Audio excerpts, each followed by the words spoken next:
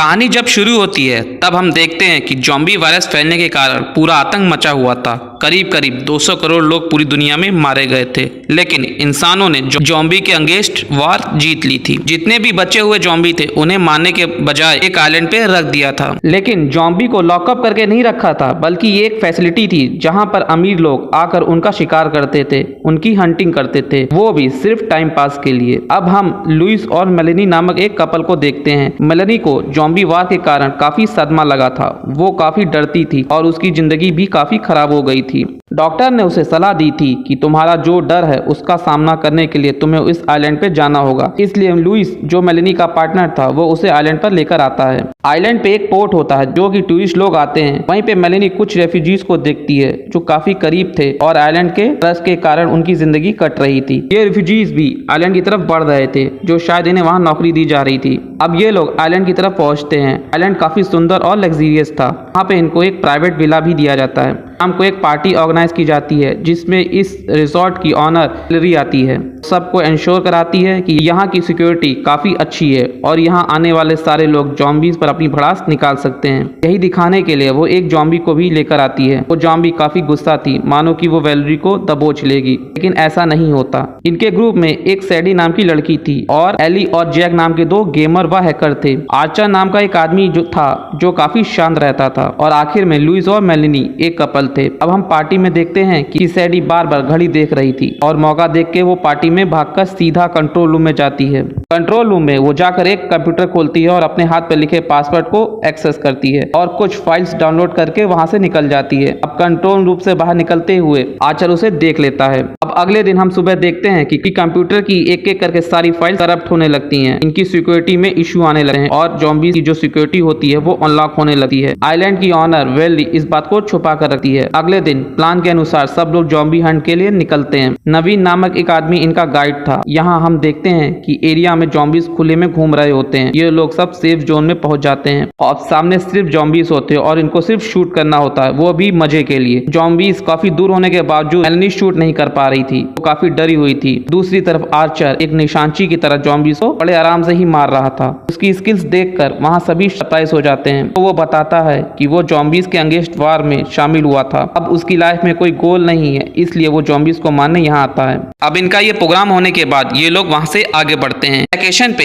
Adventurous activity भी involve थी। रात में वो लोग जंगल के बीचों बीच खुले आसमान के नीचे टेंट में बिताते हैं। यहाँ फेंसेस के उस पार काफी सारे ज़ॉम्बीज होते हैं। यहाँ पर मेन ऑफिस में सिस्टम धीरे धीरे क्रैश होने लगता है। काफी सारे फेंसेस खुलने लगते हैं। वेलिस पूरे सिस्टम को स्कैन कराती है। तब उसे पता चलता है कि पिछली रात अनऑथराइज्ड एक्सेस किया गया है, जिसकी वजह से सिस्टम में वायरस चला गया है और देखते ही देखते पूरा सिस्टम क्रैश हो जाता है और इस आइलैंड के सारे फेंसेस जिसमें ज़ॉम्बीज बंद होते हैं वो सारे खुल जाते हैं, जिससे सारे ज़ॉम्बीज खुले में घूमने लगते हैं और रिसोर्ट में भी आ जाते हैं और बार पब में मजे कर रहे टूरिस्ट पर हमला कर देते हैं और देखते ही देखते सब ज़ॉम्बीज में बदल जाते हैं। इस समय यहाँ सपोर्ट के लिए वेलेरी के जो भी आदमी थे वो डरकर भागने लगते हैं। कंट्रोल रूम में भी ज़ॉम्बीज का अटैक होता है। एक वो ज़ॉम्बी आती है जिसे अक्सर वेलेरी पार्टी के बीच में लाया करती थी। वो ज़ॉम्बी वेलेरी को देखकर काफी भड़क जाती है। वो वेलेरी पे हमला करने ही वाली थी कि वेलेरी ऑफिस में चली जाती है और रूम को लॉक कर लेती है। आइलैंड में क्या हो रहा है इस बात से अनजान मेलेनी और उसका ग्रुप चैन की नींद ले रहा था। मेलेनी को नींद नहीं आ रही थी, इसलिए वो बाहर आती है। बाहर उसे सैडी दिखती है और दोनों बातें करने लगती हैं। ज़ॉम्बीज को ऐसे मनोरंजन के लिए मारना ये सैडी को पसंद नहीं था। वो इनके राइट्स के बारे में बात करती थी कि अचानक एक ज़ॉम्बी वहां पर आ जाता है। ये देखकर मेलेनी डर के मारे गाड़ी के पीछे चली जाती है और सबको मदद के लिए पुकारने लगती है। सैडी के पास खुद की एक सेफ गन होती है, लेकिन वो उस ज़ॉम्बी को शूट नहीं कर पाती क्योंकि उसके दिल में ज़ॉम्बीज को राइट्स के लेकर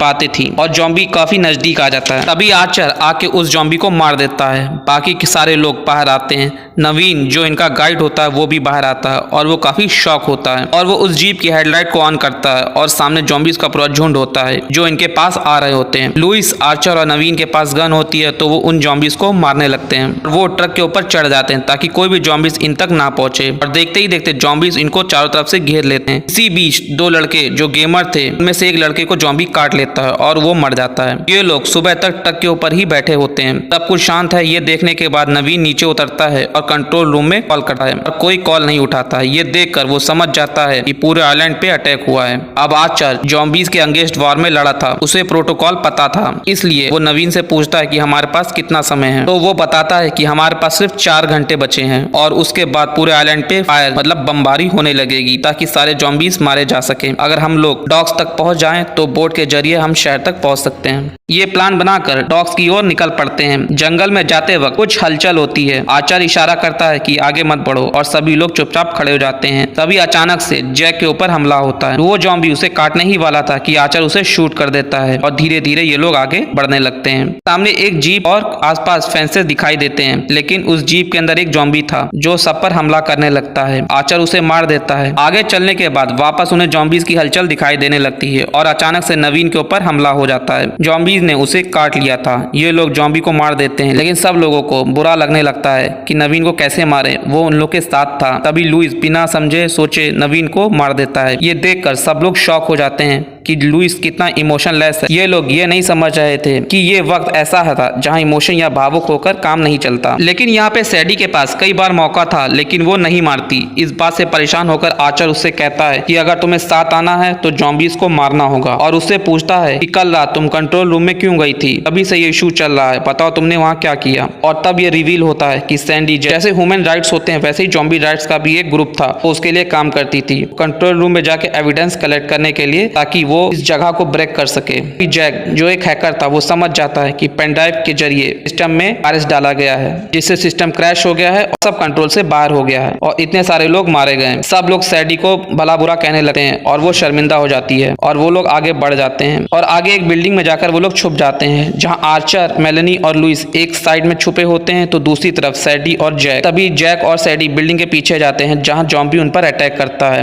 सैडी फाइनली जॉम्बी को मारती है और दूसरी बिल्डिंग की तरफ भागने लगते हैं, जहां दरवाजे की दहलीज पे एक जॉम्बी को लॉक किया गया था। देखने से शांत और सोता हुआ लग रहा था। सैडी उसके पास से चुपचाप निकल जाती है, लेकिन जैक बहुत ही ज्यादा डरा हुआ था। जैसे ही जैक उसके पास से निकलता है, जॉम्बी को आवाज हो जाती है और वो जॉम्बी उसे पकड़ लेता है, लेकिन सैंडी जैसे तैसे उसे छुड़ाती है और दोनों भागने लगते हैं। लेकिन तभी सैंडी को रियलाइज होता है कि उसके हाथ पे जख्म हो गया है, जॉम्बी ने उसे काट लिया और वो जल्द ही जॉम्बी बनने वाली है। इसलिए वो जैक को रोक करके सबूत वाली पेन ड्राइव वो जैक को दे देती है और वो जॉम्बी का सामना करने के लिए रुक जाती है और जैक को बचा लेती है। जैक बाकी लोगों के पास आ जाता है। जैक के पीछे बहुत सारे जॉम्बीज होते हैं, बड़ी मुश्किल से वो बच पाता है। वो लोग एक बिल्डिंग में आते हैं जो भूल भुलैया जैसी थी। जैक काफी इरिटेट हो जाता है कि ये जगह कैसी है, यहाँ सारे जॉम्बीज है और ये भूल भुलैया जैसी जगह बना रखा है। एक जॉम्बी जैक के ऊपर हमला कर देता है। ये देख आर्चर उस जॉम्बी को और जैक दोनों को मार देता है। अब ये 3 लोग ही बचे होते हैं। तब इन लोगों को एक रिफ्यूजी कैंप दिखता है। ये वही कैंप था जहाँ रिफ्यूजी रुकते थे। मेलेनी समझ जाती है कि यहाँ गरीब लोगों को लाया जाता है और इन्हें जॉम्बी बनाया जाता है ताकि इस आइलैंड पे जॉम्बी खत्म ना हो सके और रिसॉर्ट का बिजनेस हमेशा चलता रहे। तभी मेलेनी उसी छोटी बच्ची को देखती है जिसे उसने पोर्ट पे देखा होता है। ये सारे जॉम्बीज उन पे हमला करते हैं और जैसे तैसे वो वहां से भाग जाते हैं। वो रूम में जाते हैं, लेकिन जॉम्बी इतने होते हैं कि रूम लॉक नहीं हो पाता। आर्चर, मेलेनी और लुइस तीनों रूम का डोर पकड़े खड़े होते हैं। तभी लुइस अचानक वेंट के जरिए वहां से भाग जाता है।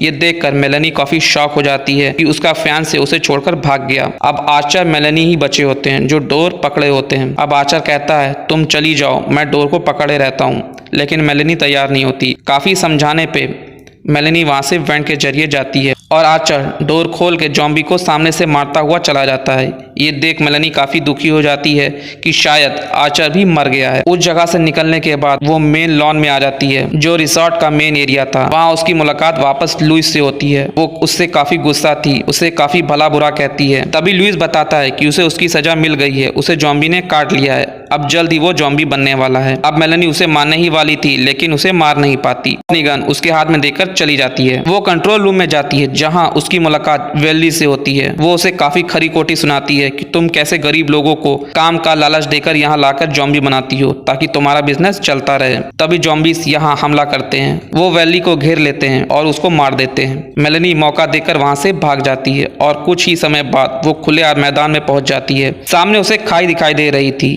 और पीछे सारे जॉम्बी थे, सामने समुंदर था और चारों तरफ से जॉम्बी उसका पीछा कर रहे थे। तभी वहां जेट्स आ जाते हैं और पूरे आइलैंड पे बमबारी शुरू